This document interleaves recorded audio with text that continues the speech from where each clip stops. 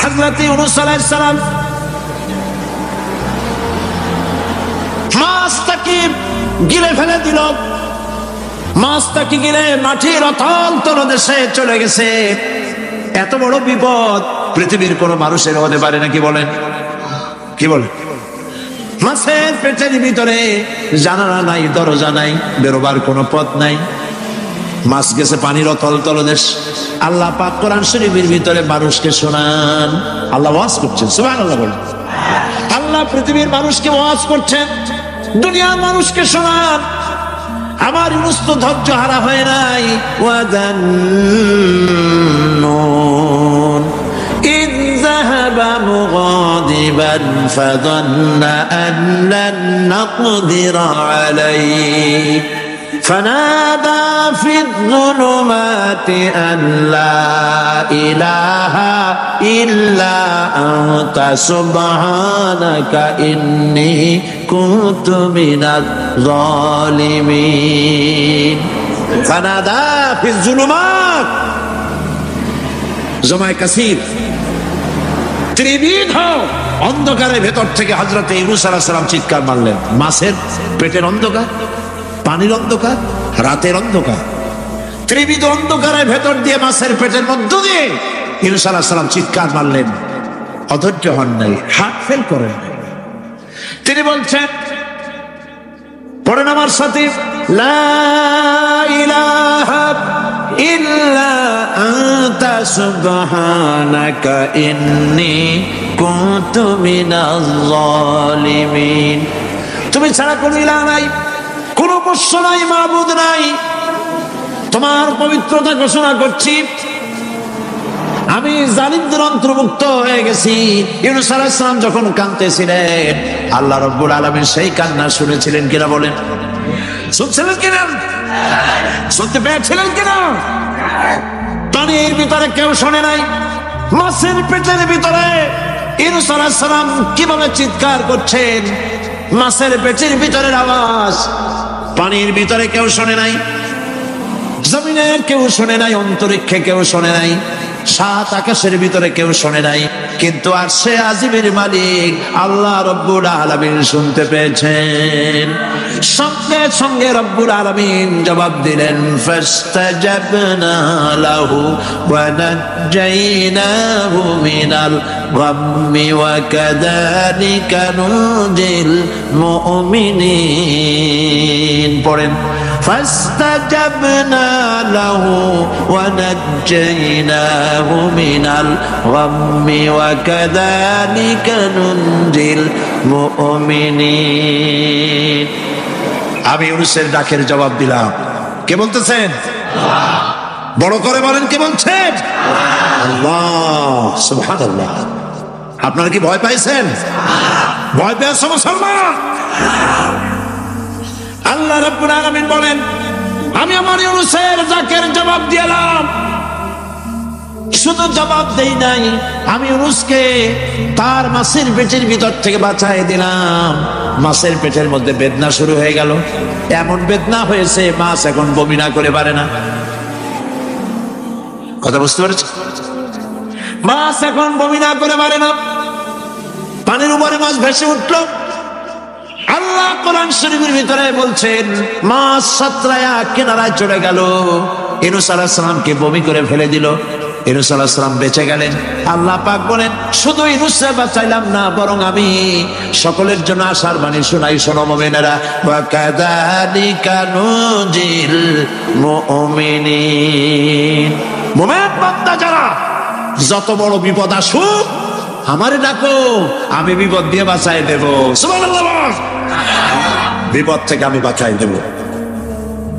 আল্লাহ পাক বলেছেন, ফাইন্না মাআল উসরি ইউসরান, ইন্না মাআল উসরি ইউসরা।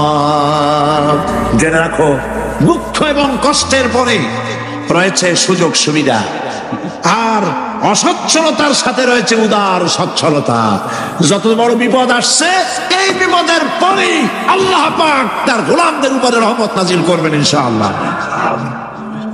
সুতরাং ইমানদার লোকেরা তাদেরকে আল্লাহ পাক বলছেন কোনো ভয় নাই, কোনো চিন্তা নাই, যত বড় বিপদে পড়ো আমারে ডাকো, আমি ডাকের সাড়া দিয়ে দেব। সবাই আল্লাহরে ডাকেন, সুবহানাল্লাহ ওয়ালহামদুলিল্লাহ লা ইলাহা ইল্লাল্লাহ। জোরে পড়েন সুবহানাল্লাহ ওয়ালহামদুলিল্লাহ লা ইলাহা ইল্লাল্লাহ, সুবহানাল্লাহ ওয়ালহামদুলিল্লাহ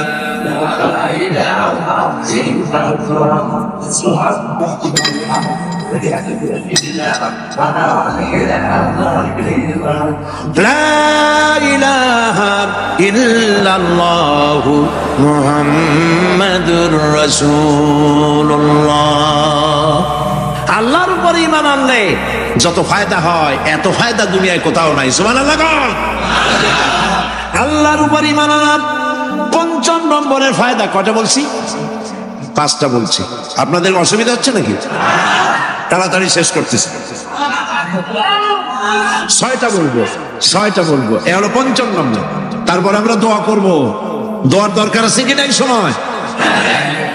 ৫ম নম্বরে আল্লাহর উপরে ঈমান আনলে পরে আরেকটি বড় ফায়দা, সেটা হলো কঠিন এবং কঠোর বিপদে আল্লাহ পাক তার মধ্যে অবিচলতার এবং ধৈর্য ধরার তৌফিক দিয়ে দেন। সুবহানাল্লাহ।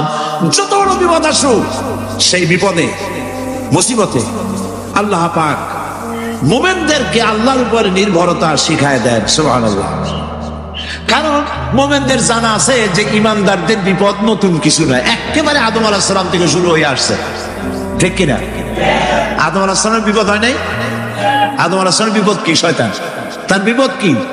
শয়তান ছিল বিপদ। প্রত্যেক নবীর সময় মানুষের নবীদের কষ্ট দিছে, তাই নাই? আল্লাহ পাক বলছেন ইউরিদুনা লিইউতফিউ নূরাল্লাহি বিআফওয়াহিহিম ওয়াল্লাহু মুতিম্মু নূরিহি ওয়ালাউ কারিহাল কাফিরুন। ওরা চায় মুখের ফু দিয়া, কারা? কাফেররা। ইসলাম সহ্য করতে পারে না যারা, ওরা চায় মুখের ফু দিয়া আমার আলোটাকে নির্বাপিত করে দেবে। আল্লাহ পাক বলেন ওয়াল্লাহু মুতিম্মু নূরি, আমি আমার নূরকে পূর্ণতা দান করব, তাতে কাফির বেঈমানদের মনের ভিতরে যত জ্বালা হোক, যন্ত্রণা হোক, ওদের কলজা যত পড়ুক, ইসলাম তার বিজয় পতাকা নিয়ে উঠবে, কেউ ঠেকাতে পারবে না।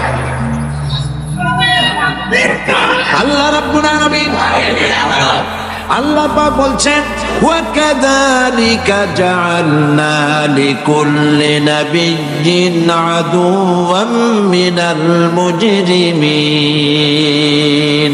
আর এমনি করে আমি সকল নবীর শত্রু বানিয়েছি সব পাপিষ্ঠ অপরাধ প্রবণ লোকদের।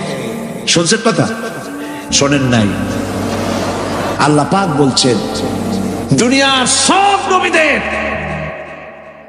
তাদের জন্য আমি শত্রু বানাইছি। কাদেরকে? যারা থেকে বেরিয়ে পাপিষ্ঠ অপরাধ প্রবণ। এরা হচ্ছে নবীর দুশমন, এরা সব নবীদের দুশমনী করেছে। আজও দেশের আলেমদের সাথে দুশমনী করে সবচাইতে বড় পাপিষ্ঠ। এটা কোরআন। এটা কি? কোরআন। জোরে বলেন এটা কি? আল্লাহ রাব্বুল আলামিন বলছেন ওয়া কাযালিকা জাআলনা লিকুল্লি নাবিয়্যিন আদুওয়াম মিনাল মুজরিমিন। সব পাপীরা, পাপিষ্ঠরা আমার দ্বীনের দাওয়াত যারা দেয় তাদেরকে জীবনের দুশমন মনে করে। কেন? শোনেন, আমি কার ওয়াজ শোনাচ্ছি? কার ওয়াজ শোনাচ্ছি? আমার আল্লাহর ওয়াজ। অপরাধটা কি? নবীদের বিরুদ্ধে, নবীর ওয়ারিস ওয়ারাসাতুল আম্বিয়া কারা, তো তাদের বিরুদ্ধে তাদের অপরাধটা কি? তাদের অপরাধ সম্পর্কে আল্লাহ নিজে বলেন ওয়ামা নাকামু মিনহুম ইল্লা আন ইউমিনু বিল্লাহিল আজিজিল হামিদ। এদের বিরুদ্ধে অ্যাকশন নেওয়ার আর কোনো অপরাধ ওদের নাই। ওদের একমাত্র অপরাধ, ওরা আল্লাহর জমিনে আল্লাহর আইন প্রতিষ্ঠা করতে চায়। এটাই হচ্ছে একমাত্র।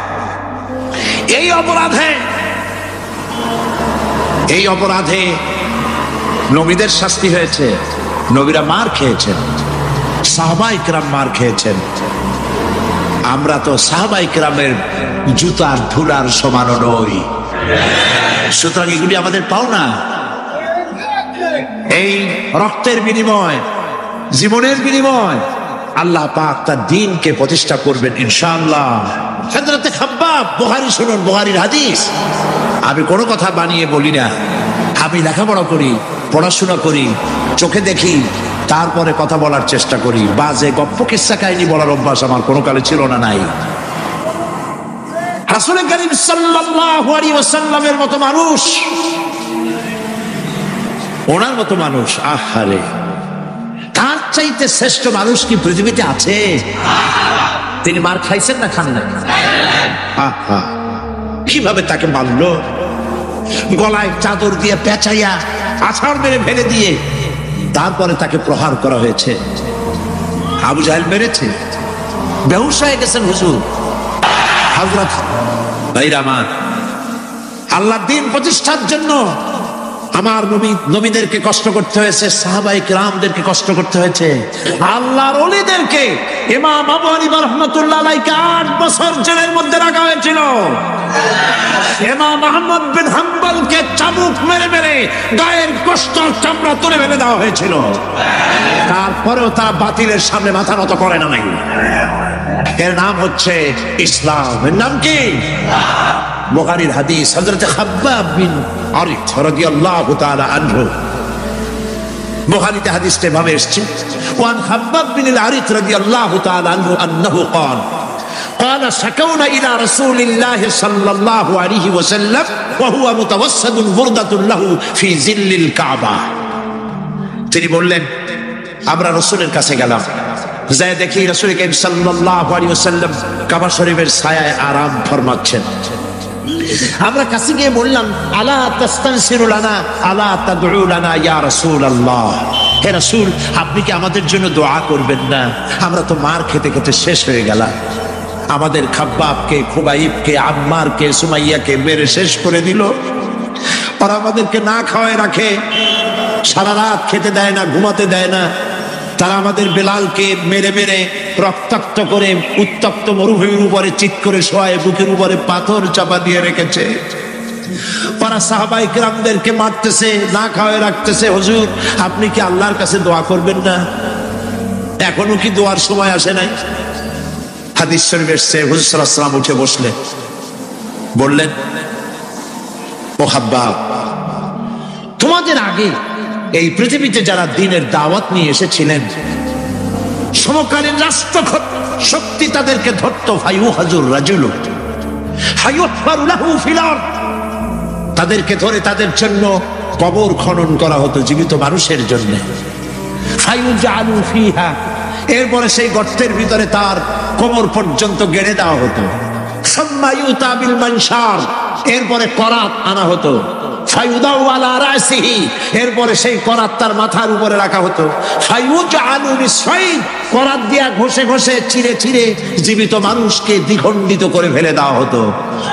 মা ইয়াসুদ্দুহু যালিকা আন দীনিহি, এত কষ্ট দেওয়ার পরেও আল্লাহর গোলামদেরকে এক চুল জায়গা দিন থেকে সরায় দেওয়া যায় নাই। ওয়াল্লাহি ওয়াল্লাহি, ও খাব্বাব, আমি আল্লাহর নামে কসম করি,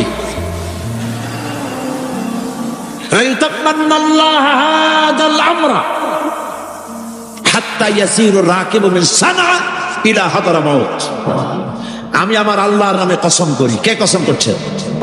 সুবহানাল্লাহ বলবেন না? রাসূলুল্লাহ কসম করছেন, আমি কসম করি আল্লাহর।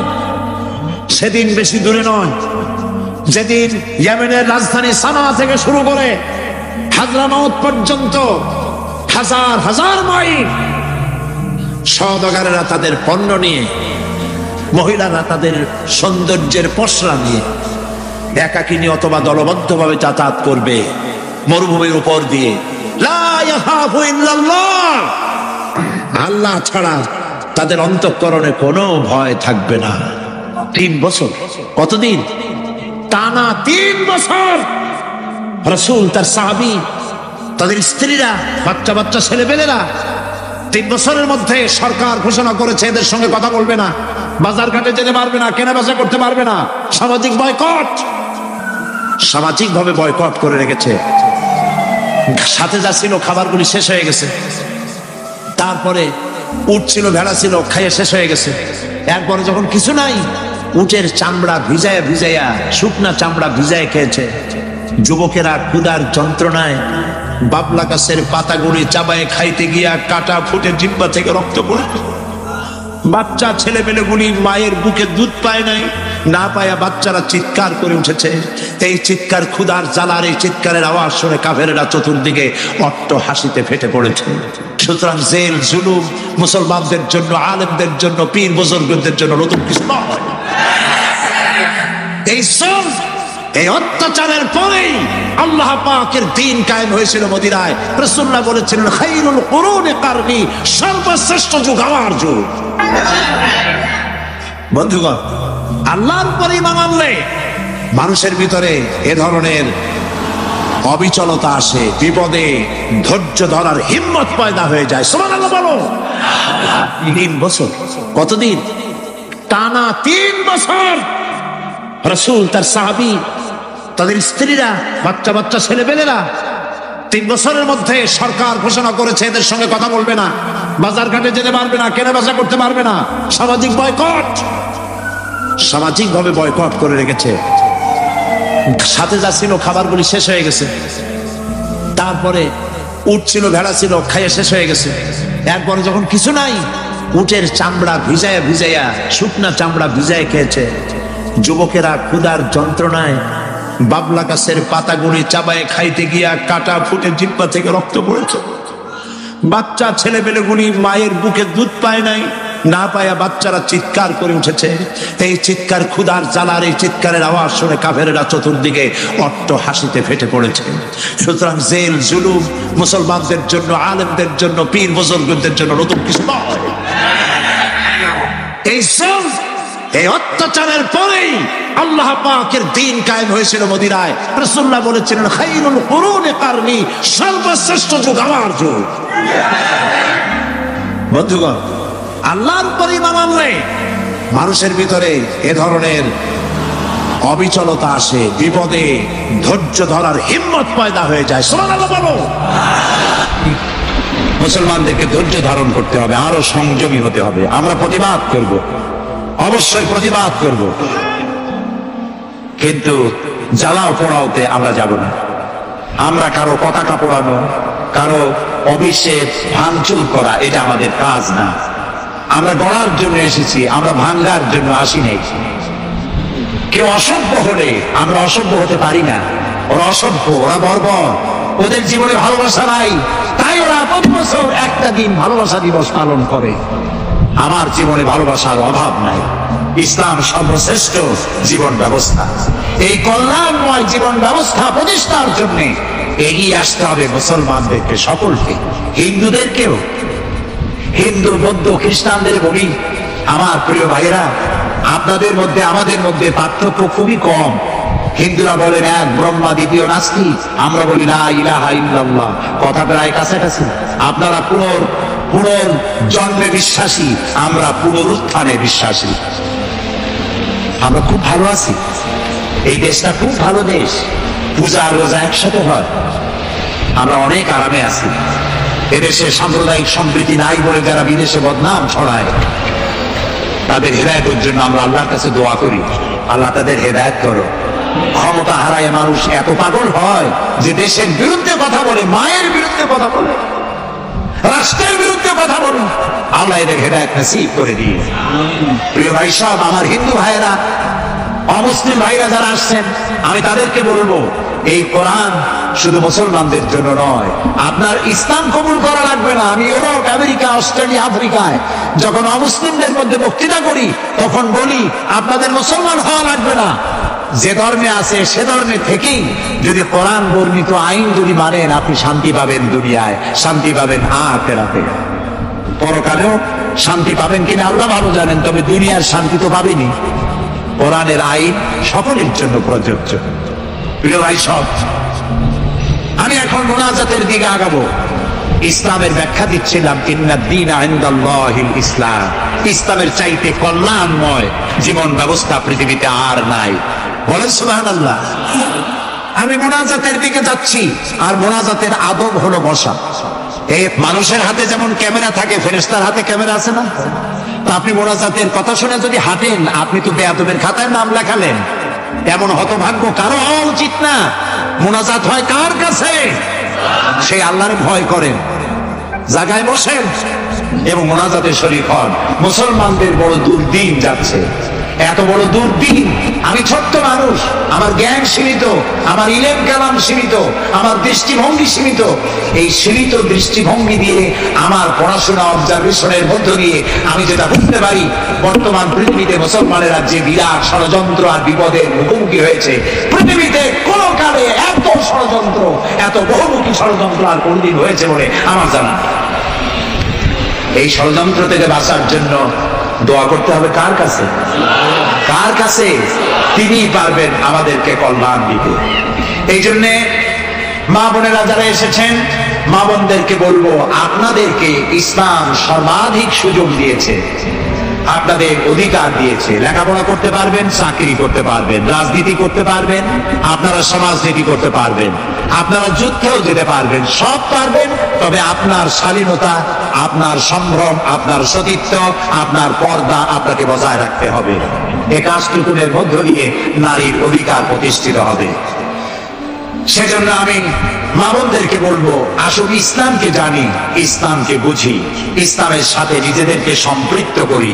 এটি শুধুমাত্র নামাজ রোজা হজ যাকাতের ধর্ম নয়। নামাজ রোজা হজ যাকাত সহ অর্থনীতি, সমাজনীতি, রাষ্ট্রনীতি সবকিছুর সমন্বয় একটা জীবনের স্কিম, একটি পরিকল্পনা যা দিয়েছেন আল্লাহ তাআলা। সুবহানাল্লাহ।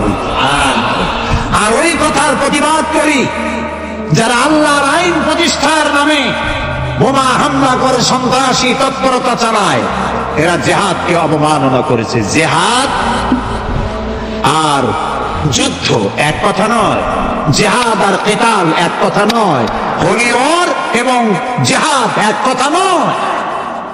সুতরাং আল্লাহর আইন প্রতিষ্ঠার নামে যারা সন্ত্রাসী তৎপরতা চালায়, তারা একটি জঘন্য কাজ করছে। যারা বোমা মারে আল্লাহর আইন প্রতিষ্ঠার জন্য, তারা মানুষ নয়, তারা মানুষ নামের কলঙ্ক, তারা নরপশু। বলুন তো তারা কি? তারা জানোয়ার। হরকতুল জিহাদ, তারপরে জামাতুল মুজাহিদিন, জুমরাতুল মাসাকিন, আবার আরেকটা নতুন সংগঠন বেরোচ্ছে নাকি শুনলাম, তার নাম করেছে তারা আল জঙ্গিতুল জংলা। এরা কোন জঙ্গল থেকে বাইর হবে আল্লাহ জানে। আপনারা যদি এদের ধরতে পারেন, এদেরকে থানায় সোপর্দ করবেন। আপনি যদি জানতে পারেন, আপনার ছেলের রুম আপনার পরিদর্শন করা উচিত। আপনার ছেলের পড়ার রুমের টেবিলের ড্রয়ারে কি আছে, বালিশের তলে কি আছে, বেডের নিচে কি আছে, সেসব বইপত্র আপনার দেখা উচিত। অর্ধপড়ুয়া, লেখাপড়া জানে না, মা বাপ থেকে বিচ্ছিন্ন করে এইসব ছেলে পেলেদেরকে ওরা ট্রেনিং দেয়। একটা বিচারপতি মারতে পারলেই বেহেশতে যাবা তাড়াতাড়ি, একটা আইনজীবী মারতে পারলে বেহেশতে যাবা, বোমা মারো বেহেশতে যাও। বলেন নাউজুবিল্লাহ। আমাদের দেশে ইসলাম এসেছে বড় বড় আলেম আর বড় বড় আল্লাহর ওলিদের মাধ্যমে ইসলাম এসেছে। তারা কি বোমাবাজি করেছেন? তারা কি সন্ত্রাসী তৎপরতা করেছেন? না। ওই জায়গায় দেখেন হযরত খানজান আলী রহমতুল্লাহ আলাইহির কবর আছে না? কোথায়? বাগেরহাটে। খালি কুমির দেখেন না, ইতিহাস দেখেন। তিনি এসে, মানুষের খাবার পানি ছিল না, বড় বড় দিঘি কেটেছেন। এই ছিল তাদের কাজ।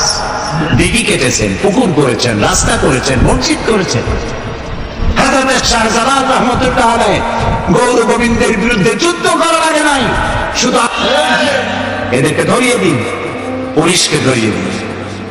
আমরা সরকারের শুকরিয়া আদায় করি, আলহামদুলিল্লাহ বর্তমান সরকার এদের নেটওয়ার্ক ভেঙে চুরমার করে দিচ্ছে। বাকি আছে দুই শয়তান। এই দুই শয়তান আজ হোক কাল হোক ধরা পড়বেই ইনশাআল্লাহ। ইনশাআল্লাহ বলেন। এবং এদের দৃষ্টান্তমূলক প্রচন্ড শাস্তি হবে ইনশাআল্লাহ। যারা আমাদের দেশকে বদনাম করেছে, বাংলাদেশ পৃথিবীর দ্বিতীয় বৃহত্তম মুসলিম দেশ, গণতান্ত্রিক দেশ, এই দেশকে অন্যের পরাধীনতা থেকে আমাদের দেশকে আমাদের বাঁচাতে হবে। এই জন্য আলেম ওলামাদেরকে চিন্তা করতে হবে, ভাবতে হবে আগামীতে যেন এই দেশ কোন দেশের তাবেদার গোলাম রাষ্ট্রে পরিণত না হয়ে যায়। কারা এটা করতে পারে? কারা ক্ষমতায় এলে আলেমদেরকে গ্রেফতার করবে? কারা ক্ষমতায় এলে মাদ্রাসা বন্ধ করে দেবে? কারা ক্ষমতায় এলে শাইখুল হাদিসকে দড়ি দিয়ে ভাঙবে, বরিশাল জেলখানায় ঢুকে তোরের সাথে রাখবে? ওদেরকে চিনতে হবে, ওদেরকে চিনতে হবে। আর ঐক্যবদ্ধভাবে যারা আলেমদের পক্ষে, মাদ্রাসার পক্ষে, যারা আলেমদেরকে অসম্মান করে না, আলেমদেরকে মর্যাদা দেয়, তাদের সাথে থাকুন। এই দেশের সমস্ত মাদ্রাসাগুলি ফাজিলকে ডিগ্রির মান, কামেলকে মাস্টার্সের মান দেওয়া হবে ইনশাআল্লাহ। মুসলমানেরা বেঁচে থাকতে কোন অবস্থাতেই এই শক্তিকে ক্ষমতায় আসতে দেওয়া যায় না। সমস্ত আলেম ওলামা ঐক্যবদ্ধ হতে হবে। কোন মিষ্টি কথায় ভুলে গেলে হবে না। তেলের দাম, দ্রব্য মূল্য বেড়ে গেছে, তাই আমাদেরকে অন্য পথে যেতে হবে। এই পাগলামি করলে নিজের পায়ে নিজে কুড়াল মারা হবে। সুতরাং আল্লাহর দিন, দেশ বাঁচলে আমরা বাঁচব, স্বাধীনতা থাকলে আমরা থাকব। আল্লাহ তাআলা বললেন উসজুদু লিআদম, আদমরে বানায়া সবাইকে বললেন আদমরে সেজদা দাও। হাসা জাদু, সবাই সেজদা করলো। সবাই মানে কারা? কত? ইল্লা ইবলিস, মিস্টার ইবলিস সেজদা দিল না। আল্লাহ জিজ্ঞেস করলেন তুমি সেজদা দিলে না কেন? শয়তান তখন আর্গুমেন্ট পেশ করলো। সে বলল আনা খায়রুম মিনহু খালাকতানি মিন নার ওয়া খালাকতাহু মিন তিন, আমি ওর থেকে অনেক ভালো। ওরে বানাইছো মাটি দিয়ে, আমারে বানাইছো আগুন দিয়া। আগুন হলো ঊর্ধ্বমুখী, মাটি হলো নিম্নগতি সম্পন্ন। সুতরাং ঊর্ধ্বমুখী কোন জিনিসকে নিম্নমুখী জিনিসের কাছে আত্মসমর্পণ করতে বলা, সেজদা দিতে বলা মোস্ট আনসাইন্টিফিক। বড় শয়তান। শয়তান জানে না যে আগুনের শক্তি কম, মাটির চাইতে আগুনের শক্তি একেবারেই কম। সব থেকে শক্তি বেশি মাটি। আল্লাহ তাআলা বললেন ইন্নাকা রাজিম, তুই মরদুম, আমার হুকুমের অবাধ্য হয়েছিস, বেরিয়ে যা, তোর জীবনের সমস্ত ইবাদত আমি পণ্য করে দিলাম। শয়তান বলল আল্লাহ তাআলা আমার ইবাদত গুলি আদমের কারণেই পণ্ড হলো, তাই এতদিন কষ্ট করে ইবাদত করলাম, এর বিনিময় কিছু দেবে না? আল্লাহ কয় চাইস কি? কয় আমার 3 দফা দাবি। কি কি? 1 নম্বর, যে আদমের কারণে আমার সব শেষ হইল, শয়তান হয়ে গেলাম, এই আদম বাঁচবে কয়দিন? আল্লাহ তাআলা বললেন এরা তো কিয়ামত পর্যন্ত এর সন্তানেরা থাকবে। শয়তান বলল এই আদম সন্তানকে প্রতারণা করার জন্য আমাকেও কিয়ামত পর্যন্ত হায়াত দিতে হবে। আল্লাহ তাআলা বললেন মঞ্জুর। শয়তান বলল আমাকে আমার 2 নম্বর দাবি, যেহেতু আমি মানুষের প্রতারণা দিব, ভাইতে ভাইতে ঝগড়া লাগাবো, স্বামীতে স্ত্রীতে ঝগড়া লাগাইয়া তালাক দেওয়াবো, কিন্তু লোকেরা যদি আমারে দেখতে পায় যে শয়তান এই যে তালাক দেওয়াইয়া এই যে যায়, ছেলে আর বাপে ঝগড়া বাঁধাইয়া ভাইতে ভাইতে খুনাখুনি করাইয়া এই যে শয়তান যায়, তাহলে তো আমার ঠ্যাং আস্ত থাকবে না, আমার তো মেরে ফেলবে। সুতরাং আমাকে আন্ডারগ্রাউন্ড ওয়ার্ক করতে দিতে হবে, আমি শয়তানি করবো, কিন্তু আমার কেউ দেখবে না। আল্লাহ কয় মঞ্জুর। শয়তান কয় লাস্টলি এন্ড ফাইনালি 3 নম্বরের দাবি, আমি করব সারা জীবন তোমার বিরোধিতা।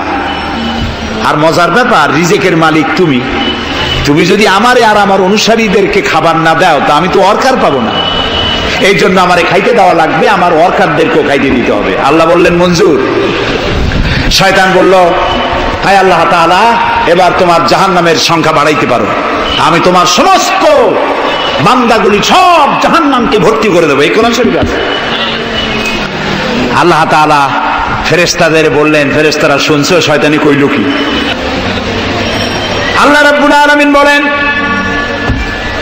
আমার ফেরেশতারা, আমার আদম সন্তানের, আমার বান্দারা যদি একটি শয়তানের প্রতারণায় পড়ে একটি যদি গুনার কাজ করার নিয়ত করে, কাজটা করে নাই, শুধু নিয়ত করেছে, ইচ্ছা করেছে, আমল নামায় কোনো গুনাহ লিখবা না।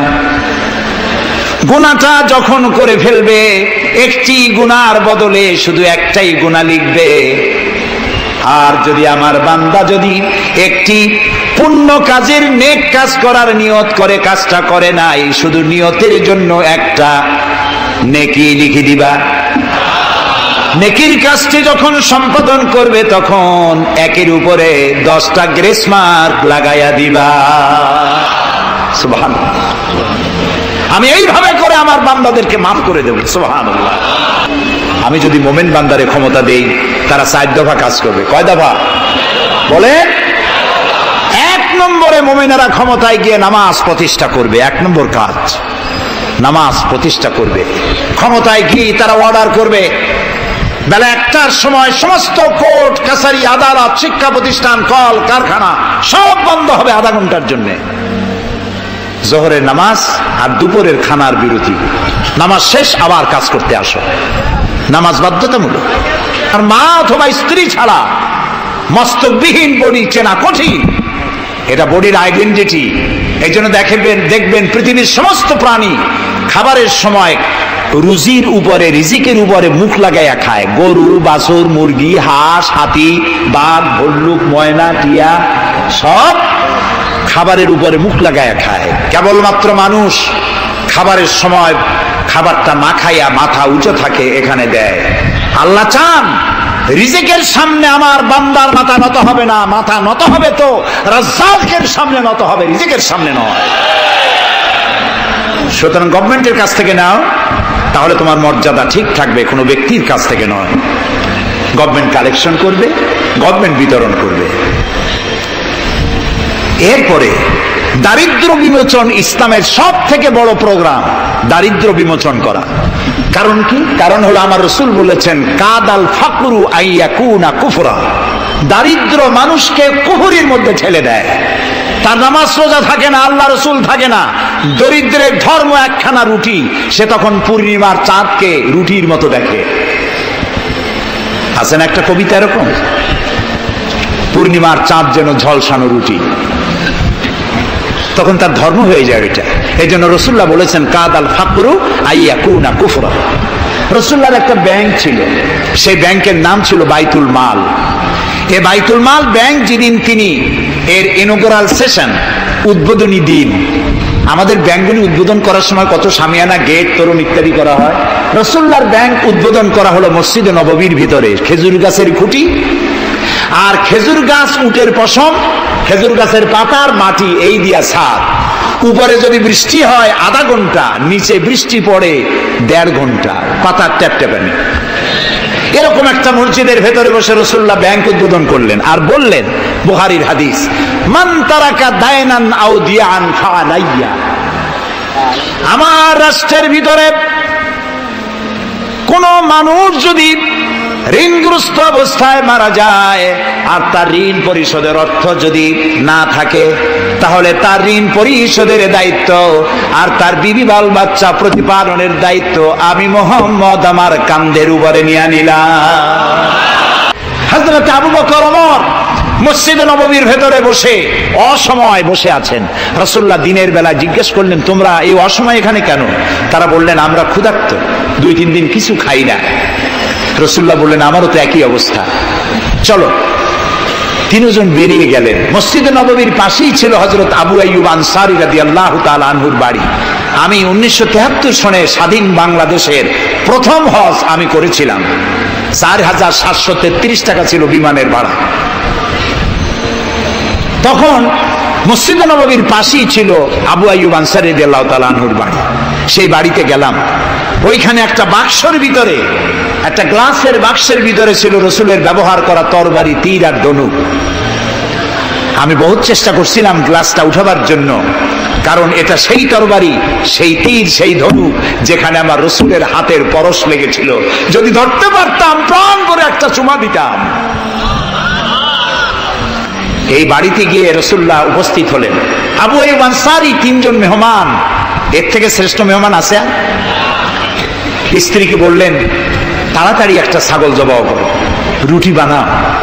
তিনি চলে গেলেন বাগানে, বাগান থেকে কিছু খোরমা আনলেন। হাদিস শোনাচ্ছি, গল্প নয়।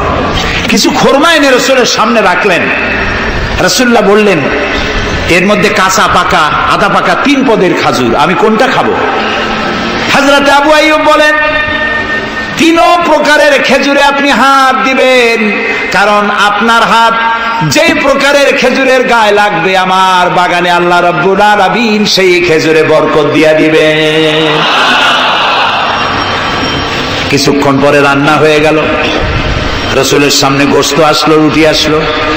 আল্লাহর নবী খাবারের শুরুতে 2-1টা রুটি আর 2-3টা গোশত টুকরা রুটি দিয়া পেঁচায়া হযরতে আবু আইয়ুব আনসারীর হাতে দিয়া দিলেন। বললেন, আবু আইয়ুব, এই রুটি আর গোশত টুকরা নিয়ে যাও, আমার কলিজার টুকরা মা ফাতেমা গত 3 দিন হলো কিছু খায় নাই। দুনিয়ার মানুষের খাবার পৌঁছায়ছেন, নিজে না খেয়ে থেকেছেন। হযরত আয়েশা বলেছেন, 1 দিন 2 দিন না, মাসের পর মাস রাসূলুল্লাহর স্ত্রীদের ঘরে চুলায় আগুন জ্বলে নাই। হযরত ওমর রাদিয়াল্লাহু তাআলা আনহু রাসূলুল্লাহর ঘরে প্রবেশ করেছেন। এখনো ঘরটা আছে, মসজিদে নববীর কোনায় ছোট্ট ঘরটা, বিশ্বনবীর ঘর।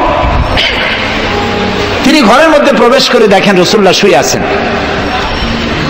তারপরে হযরত আবু বকর সালাম করলেন, রাসূলুল্লাহ উঠে বসলেন। হযরতে ওমর রাদিয়াল্লাহু তাআলা আনহু বাচ্চা শিশুর মতো ডুকরে কেঁদে উঠলেন। নবীজি জিজ্ঞেস করলেন, ওমর কাঁদো কেন? হযরত ওমর বলছেন, ইয়া রাসূলুল্লাহ, আমি বিশ্বনবীর ঘর দেখতেছি, ছোট্ট একটি ঘর, এক কোনায় পানি শূন্য সরাহি কাত হয়ে পড়ে আছে, এক পাশে একটা গ্লাস, আর আপনি যে বিছানায় শোয়া, চাদর নাই, বালিশ নাই, দড়ি দিয়া বুনানো খাটিয়ার উপরে শুয়েছিলেন, হাতের তলায় মাথার তলায় হাত দিয়ে আপনার জান্নাতি শরীর মোবারকের পিঠের উপরে দড়ির দাগ আমি সহ্য করতে পারছি না ইয়া রাসূলুল্লাহ। কাফেরেরা পৃথিবীতে এত শান্তি করলো, আর আল্লাহ রাসূলের গায়ে দড়ির দাগ। আপনি আমাকে অনুমতি দেন, আমি একটা তোশক আপনাকে বানায় এনে দেই। রাসূলুল্লাহ বললেন, ওমর, আমি যদি হুকুম করি, এই যে ওহদ পাহাড়টা আমার জন্য সোনায় পরিণত হয়ে যাবে। আমি পৃথিবীতে শান্তি করতে আসি নাই, এসেছি মানবতার মুক্তির জন্য, কল্যাণের জন্য। নবী করিম সাল্লাল্লাহু আলাইহি ওয়াসাল্লাম এই যাকাতের বিধান কায়েম করলেন। মানুষের দুয়ারে দুয়ারে খাবার পৌঁছে গেল, বৃদ্ধরা ভাতা পেল, বয়স্করা ভাতা পেল, বেকারেরা তাদের কাজের সংস্থান পেয়ে গেল। অবস্থা এমন হলো, হযরত ওমর ইবনে আব্দুল আজিজ রাহমাতুল্লাহ আলাইহির সময় যাকাত কে নেবে, যাকাত কে নেবে চিল্লানো হতো। একজন লোক পাওয়া যেত না যে যাকাত আমার দরকার। ইতিহাস লিখছে, ওই সময় একজন লোক তার সাদকার টাকা নিয়ে ঘুরতেছে যে যাকাত কাকে দিবে। 3 দিন হলো যাকাত নেওয়ার মতো একটা লোক পেল না। অবশেষে ক্লান্ত হয়ে মরুদ্যানের মধ্যে বসে আছে। কিছু সময় পর দেখলো যে একটা লোক, ধুলায় ধূসরিত চেহারা, তিনি এসেছেন, হাতে একটা বড় টোপলা। এই লোকটি বলল, পথিক, আসসালামু আলাইকুম, আমি 3 দিন ঘুরলাম এই দেশে, একটা মানুষ পেল না যাকে আমি সদকার টাকা, যাকাতের টাকা দিতে পারি। আপনাকে মনে হচ্ছে গরিব মানুষ, জামা কাপড় ময়লা, আপনি আমার এই টাকাগুলি নিয়ে আমাকে উদ্ধার করুন।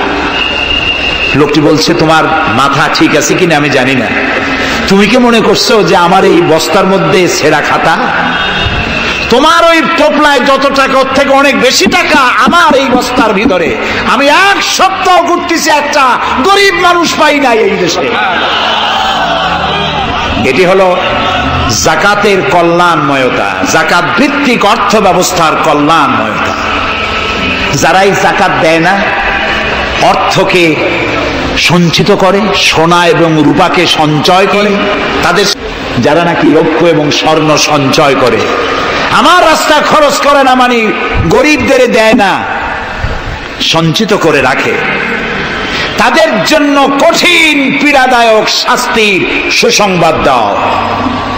প্রশ্ন উঠতে পারে, শাস্তির কি সুসংবাদ হয়? শাস্তির কি হয়? আল্লাহ সুসংবাদ বললেন কেন? এটা বোঝাবার জন্য ছোট্ট একটি দৃষ্টান্ত যথেষ্ট। মা যদি ছেলেকে কন্ট্রোল করতে না পারে, দারুণ দুষ্ট, মা তখন বলে, দাঁড়া, তোর বাপ আসুক, আমি তারে নালিশ করবো, এমন পিটটি দেবে তখন মজা টের পাবি। পিটাইলে কি মজা লাগে? তাহলে মজা বললো কেন? শাস্তির তীব্রতা বোঝাবার জন্য মজা শব্দ ব্যবহার করা হয়। এটা কোরআনে কারিমের বাগধারা। আল্লাহ তাআলা বলছেন, তীব্র শাস্তির সুসংবাদ দাও। স্বর্ণ আর রৌপ্য জমা করে রেখেছো, যাকাত দাওনি। আল্লাহ বলছেন, তোমাদের কিছু সংখ্যক ধনীদের মধ্যে তোমাদের সম্পদগুলি পুঞ্জীভূত হয়ে যাক, এটা আমি চাই না। এটা যাকাত, ফিতরা, সাদকা এককালীন দানের মাধ্যমে গোটা জাতির মধ্যে পৌঁছে যাক, তাহলে মানুষের উপকার হবে। এমন একদিন আসবে যখন এই স্বর্ণ আর রৌপ্যকে জাহান্নামের আগুন দিয়ে জ্বালায়া সিল বানানো হবে, আর এই সিলগুলি তোমার কপালে, তোমার পার্শ্বদেশে, তোমার পৃষ্ঠদেশে সিল মারা হবে জাহান্নামের আগুন দিয়ে, আর বলা হবে, হাদা মা কানাসতুম লিআনফুসিকুম, এই হলো তোমার সেই সব সঞ্চিত সম্পদ যা তুমি সঞ্চয় করে রেখেছিল, আল্লাহর রাস্তায় খরচ করো নাই। রাসূলের কাছে প্রশ্ন হয়েছে, ওয়ায়াসআলুনাকা মাযা ইউনফিকুন, হে রাসূল, আপনাকে প্রশ্ন করা হয় যে কি খরচ করব। আল্লাহ তাআলা বলছেন, কুলিল আফওয়া, বলুন প্রয়োজনের অতিরিক্ত জিনিস আল্লাহর রাস্তায় খরচ করে দাও। আমরা প্রয়োজনের অতিরিক্তটা ব্যাংকে জমা রাখি, আল্লাহ বলেন খরচ করো। যত খরচ করবে আল্লাহ তত বাড়াই দিবেন। দেখেন না আল্লাহ বাড়ায় কেমনে? আল্লাহরে বিশ্বাস করেন যে আল্লাহ যে বাড়াইতে পারেন, এটাকে বিশ্বাস করেন? এটি তো ইমানের প্রশ্ন। কেউ যদি জবাব দিতে ব্যর্থ হন তাহলে তো কুলক্ষণ। আল্লাহ কি সম্পদ কমানো আর বাড়ানোর মালিক কে? ইয়ামহাকুহুল্লাহুর রিবা ওয়া ইউরবিস সাদাকাত। আল্লাহ তাআলা বলছেন, আমি সুদকে ধ্বংস করি আর সাদকাকে বৃদ্ধি করি। হালালে বরকত হয়, হারামে বরকত হয় না। আজ গোটা পৃথিবীতে, শুধু বাংলাদেশে নয়, গোটা বিশ্বে ওয়ার্ল্ড ব্যাংকের দৃষ্টিতে ইসলামী ব্যাংক পৃথিবীতে সব থেকে সফল ব্যাংক। আলহামদুলিল্লাহ। তাও আলহামদুলিল্লাহ কব না কেন? কারণ হালালে বরকত হয়, হারামে বরকত হবে না। আচ্ছা, কুত্তায় বাচ্চা দেয় কয়টা কন্ত? অর্থ ফ্যামিলি প্ল্যানিং নাই, জনমের মতো হয়। এই কুত্তাগুলি যদি সব বাঁচত তাহলে বরিশাল দিয়ে হাঁটতে পারতেন? কুত্তার জ্বালায় হাঁটতেই পারতেন না। গরুতে, গাভীতে বাছুর দেয় কয়টা বছরে? একটা, মাত্র একটি। আর মুসলমানেরা গরু যা জন্মের খাওয়া খায়, তারপরেও কুত্তা বেশি না গরু বেশি? এই কারণে, যেহেতু গরু হালাল তাই গরুতে বরকত, কুত্তা হারাম তাই বরকত নাই। আল্লাহ তাআলা বলছেন, তোমার সম্পদের ভিতরে গরিবদের অধিকার আছে। গরিব তোমার করুণার পাত্র নয়, যাকাত দিয়ে আসো তার বাড়ি যায়। তবে শাড়ি আর লুঙ্গি দেওয়া কোনো অর্থবহ কাজ নয়। কি দিবেন? রাসূলুল্লাহর কাছ থেকে শিখুন। ওই যে একজন আসলো, ভিক্ষা চাইলো, বলল তোমার কি কিছু নাই? বলল আছে। কি আছে কন্ত? মাশাআল্লাহ, জানি সবাই, কিন্তু আমল করি না। দুনিয়ায় যত ভালো কথা সব বলা হয়ে গেছে, বাকি আছে শুধু পালন করা। রাসূলুল্লাহ তাকে বললেন কম্বল আনো। বিক্রি করে কিনলেন কি? কুড়াল। রাসূলুল্লাহ তার নিজের পবিত্র হাত দিয়ে কুড়ালে হাতল লাগায় দিলেন। বললেন, যাও জঙ্গলে কাঠ কাটো, বাজারে বিক্রি করো, ভিক্ষা কোনোদিন আর করবা না। 1 বছর পর, হাদিস শুনুন, 1 বছর পর ওই ভিক্ষুক এসে বলছেন, আসসালামু আলাইকা ইয়া রাসূলুল্লাহ। হুজুর, আপনি আমাকে চিনেছেন? আমি সেই ভিক্ষুক যে ভিক্ষা নিতে এসেছিলাম। আপনি আমাকে ভিক্ষা না দিয়ে কুড়াল দিয়েছিলেন।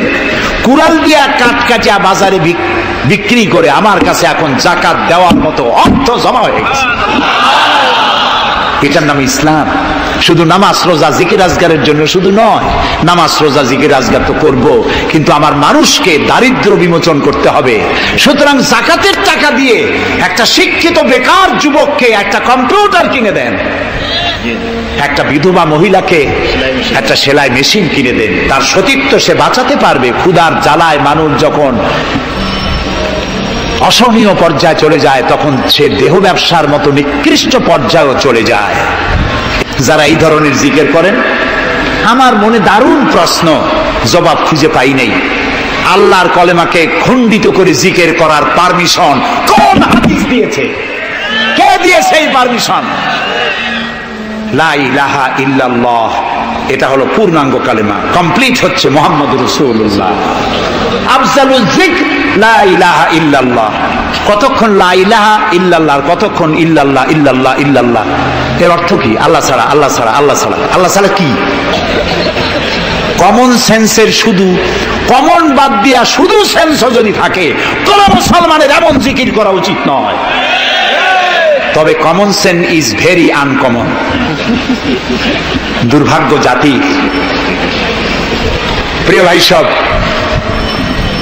দারিদ্র বিমোচনের জন্য আল্লাহ তাআলা এসব ব্যবস্থা করে রেখেছেন। কাজ করে খাও, আয় থেকে দায় শোধ করো।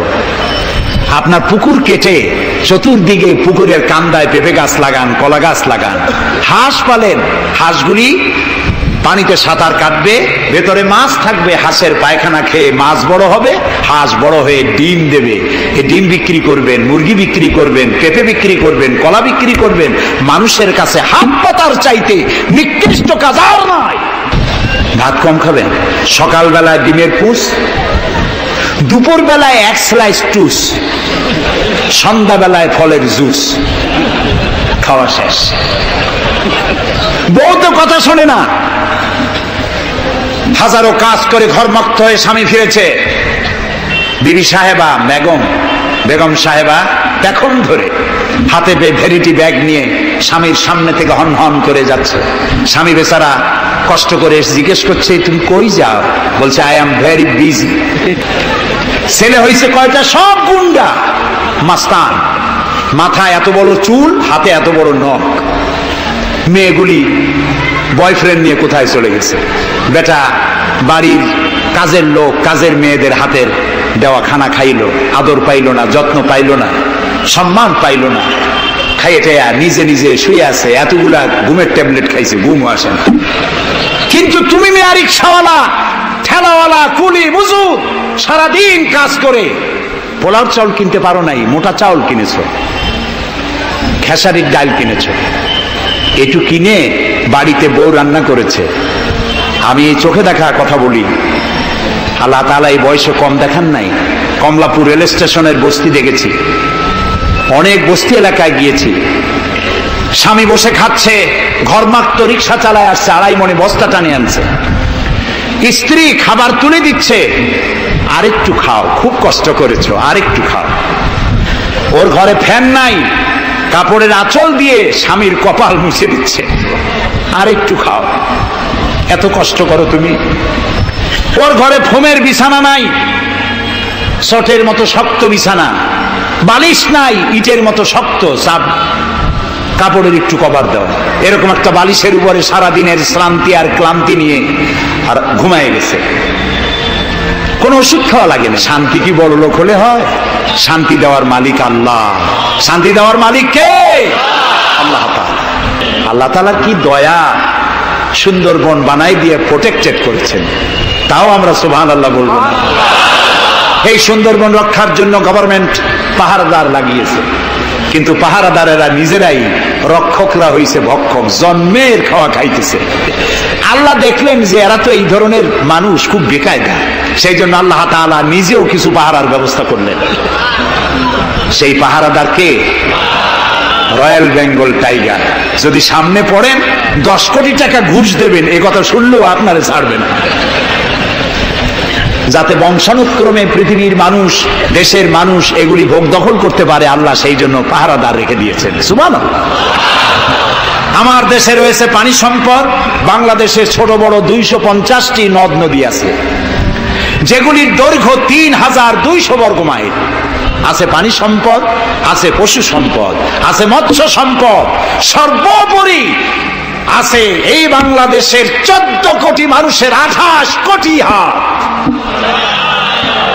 এই হাতগুলি যদি ভিক্ষুকের হাত না হয়ে কর্মীর হাত হয়ে যায়, তাহলে আমাদের দেশ গরিব থাকতে পারে না। আমার দেশের সম্পদের অভাব নাই, যথেষ্ট সম্পদ আছে, শুধুমাত্র ইকুয়াল ডিস্ট্রিবিউশন নাই। সৎ এবং যোগ্য নেতৃত্বের অভাবে এই চরম দুরবস্থার সৃষ্টি হয়েছে, আরো হয়েছে রাজনৈতিক প্রতিহিংসার কারণে। তা না হলে আমরা পৃথিবীর মধ্যে দাঁড়ায় যেতাম। যুদ্ধ বিধ্বস্ত জাপান কোথা থেকে কোথায় গেল, উত্তর কোরিয়া আমেরিকাকে চ্যালেঞ্জ করছে। থাইল্যান্ড যারা নারী ব্যবসা করে জীবন বাঁচাইতো, সেই থাইল্যান্ড এখন, আমি মেলবোর্ন ইউনিভার্সিটিতে আমার প্রোগ্রাম ছিল, যাওয়ার সময় ব্যাংকক হয়ে গেলাম। একটি হোটেলে আমার থাকার জায়গা ছিল, 30 কিলোমিটার লম্বা ফ্লাইওভার ব্যাংককে। বিল্ডিংগুলি দেখতে হলে এরকম তাকালে মাথা টুপি পড়ে যায়, এত উঁচু উঁচু বিল্ডিং। কে বলে কোরআন শুধুমাত্র একটি ধর্মগ্রন্থ, বেদ আর বাইবেলের মতো? নিশ্চয়ই নয়। কোরআন একটি পূর্ণাঙ্গ জীবন বিধান, যা মানুষের জীবনের কথা বলে। এ মাসটার নাম কি? আরবি মাসের নাম কি? মুহররম। এটি সেই মাস যে মাসে খেলাফতকে প্রতিষ্ঠার জন্য রাসূলের কলিজার টুকরা নয়নের পুতুল ইমাম হোসাইন কারবালার ময়দানে শাহাদাত বরণ করেছিলেন, রাজতন্ত্রের বিরোধিতা করেছিলেন। হযরত ইমাম হোসাইন তিনি দেখতে পেলেন 680 খ্রিস্টাব্দে সিরিয়ার দামেস্কে এজিদ ক্ষমতা দখল করলো অগণতান্ত্রিক পদ্ধতিতে, এবং সরকারি মালের কোনো হিসাব নাই, অডিট নাই, স্বৈরাচারী কায়দায় তিনি ক্ষমতা দখল করে মদিনার আহলে বায়াত যারা মদিনার নেতৃবৃন্দকে তার আনুগত্য করার জন্য বাধ্য করলো। ইমাম হোসাইন যে মায়ের পেটে এসেছেন, যে পিতার পেটে জন্মে এসেছেন, যে নানার কোলে বড় হয়েছেন, তিনি কি এই দৃশ্য চোখে দেখতে পারেন? তিনি বললেন আমি কুফায় যাব। কুফার লোকেরা দাওয়াত দিল, তিনি কুফায় রওনা করবেন। মদিনার লোকেরা হাতে পায়ে ধরলো, কুফায় আপনি যাবেন না। তিনি বললেন আমি কোন ক্রমে এজিদের বশ্যতা স্বীকার করব না, আমি এর বিরোধিতা করবই। মাত্র 72 জন লোক নিয়ে তিনি কুফার দিকে অগ্রসর হলেন। এই 72 জনের মধ্যে 40 জন পুরুষ আর 32 জন নারী আর শিশু। তিনি যখন কারবালা প্রান্তরে পৌঁছে গেছেন, ইবনে জিয়াদ কুফার গভর্নর, তিনি বাধা দিলেন, বললেন আমার দরবারে হোসাইনকে হাজির করো। ইমাম হোসাইন বললেন যে ব্যক্তি আল্লাহর আখিরাতকে অস্বীকার করেছে, রাসূলকে অস্বীকার করেছে, আমি তার সামনে জীবন থাকতে যাব না। রাতারাতি ইয়াজিদ 6000 সৈন্য পাঠিয়ে দিল। ইমাম হোসাইনের সাথে লোক কত? মাত্র 72। 6000 লোক কি যুদ্ধ করা লাগে 72-এর সাথে? শুধু যদি মার্চ করে পায়ের তলায় পিছে 72 জন শেষ হয়ে যাবে। হযরত ইমাম হোসাইন রাতের বেলায় সঙ্গীদের বললেন, ও আমার সাথীরা, ইয়াজিদ আমার শির চায়, আমাকে চায়, আমার সঙ্গে থেকে তোমরা তোমাদের জীবনকে বিপন্ন করো না, তোমরা সবাই ফিরে চলে যাও মদিনায়। সাথীরা বললেন, ইমাম আজকে যদি আপনাকে ছেড়ে জীবনের মায়া নিয়ে মদিনায় ফিরে যাই, আর আপনার যদি শাহাদাত নসিব হয়, তাহলে কিয়ামতের দিন আল্লাহর নবীর সামনে আমরা কি জবাব দেব? আমরা আমাদের জীবন দিয়ে আপনাকে পাহারা দেব। সকালবেলা যুদ্ধ শুরু হয়ে গেল। জোহরের নামাজ আসতে না আসতে 40 জন পুরুষ শাহাদাত বরণ করলেন। এখন একজন পুরুষ বেঁচে আছেন, ইমাম হোসাইন। তাঁবুর ভিতরে স্ত্রী এবং অন্যান্য মহিলাদের কাছ থেকে বিদায় নিতে এসেছেন। তোমাদেরকে আল্লাহর হাওয়ালা করলাম, আমি যুদ্ধে চলে যাচ্ছি। আমার চোখের সামনে আমার নানাজির দামদার মোবারক শহীদ হওয়া ইসলাম, সাহাবীদের রক্ত দেওয়া, জীবন দেওয়া ইসলাম, খেলাফত মিটে যাবে পৃথিবী থেকে, রাজতন্ত্র প্রতিষ্ঠা হবে। আমার জীবন থাকতে আমি তা হতে দেব না। স্ত্রী এগিয়ে এলেন, বললেন, হোসাইন জিহাদের ময়দানে থেকে আমি আপনাকে বিরত থাকতে বলবো না। এই যে ছোট্ট দুগ্ধপোষ্য শিশু, গত কয়েকদিন হলো ঘরে খাবার নাই, পানি নাই, আমার বুকে দুধও নাই, এই ছোট্ট বাচ্চাটিকে একটু পানির ব্যবস্থা করুন। ইমাম হোসেন কলিজার টুকরা সন্তানকে দুই হাতে উঁচু করে এজিদি সৈন্যদের সামনে এসেছেন। এজিদি সৈন্যরা, আমার হাতের দিকে তাকাও, এটি রসুলের আওলাদ, আমার কলিজার টুকরা সন্তান প্রবাহিত হচ্ছে। একটু ফোরাতের কুলটা ছেড়ে দাও, ওর একটু পানি পান করাই।